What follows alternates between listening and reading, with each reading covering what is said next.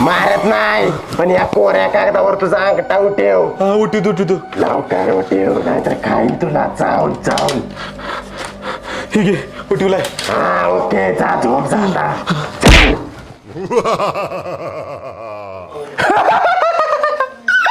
जोरात गंडीवला म्हातारला अंगठा झाला. आता बायकोला जाऊन सांगतो. हे शेवंत ही बघ दिला त्या पाहुण्याला अंगठा. रात्री मी त्याच्याकडे भ्या दाखवून घेतला.